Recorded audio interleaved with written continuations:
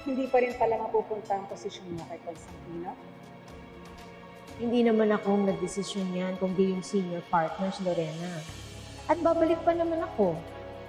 Honestly, it wouldn't bother me kung hindi ka na bumalik.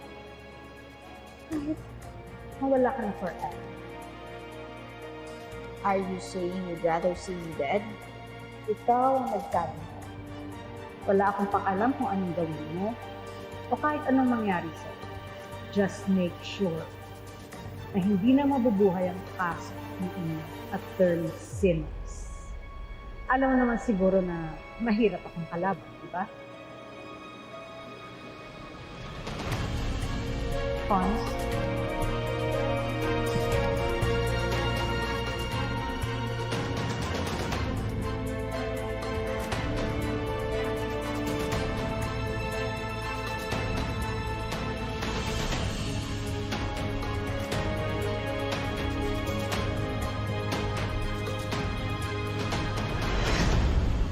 Nakausap ko na rin yung nakarinig ng usapan niya ni Mati. At dinig na dinig ng witness na gusto mo nang mamatay si Mati. Pero hindi pa naman tayo sure kung totoo yung sinasabi niyang witness niyo. Di ba? May isa pa.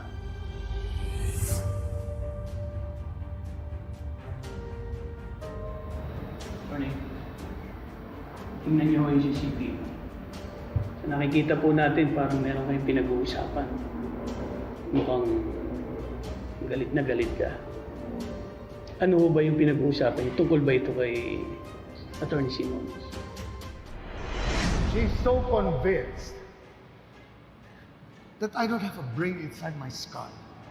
Masyado nang ini-enjoy ang pag-iinsulto sa akin. And that lame excuse that she has no say kung sino magiging OIC. Ano siya? Is she the poster girl for Keystone? Impostor siya.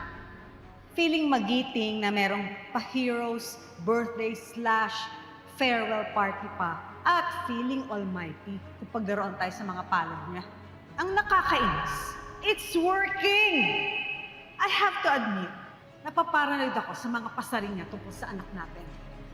I'm not the type of a person to wish for something like this. Pero sana, ito na yung huling birthday niya na ma-witness ko. At sana, mawala na siya sa buhay natin!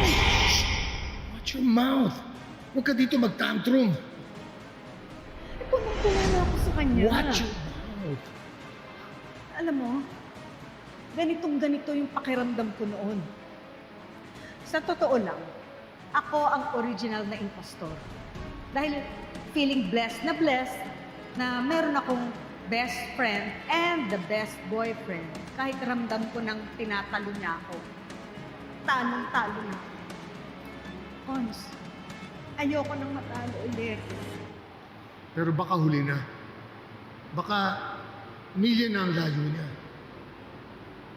Kinausap ako ng building personnel lately at kung saan siya namamataan sa ibang parte ng building na may kinakausap si Meredith. Sino? At saka, bakit hindi sa office niya or sa conference hall ng Keystone? Well, if she's purposely avoiding our meeting rooms to have those meetings, it only means that she's probably plotting something behind our backs.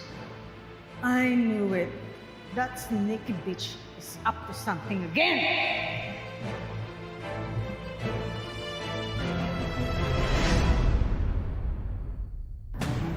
Uulitin ko po ang tanong. Tungkol po ba kay Attorney Simmons? Pinag-uusapan niyo din sa CCTV?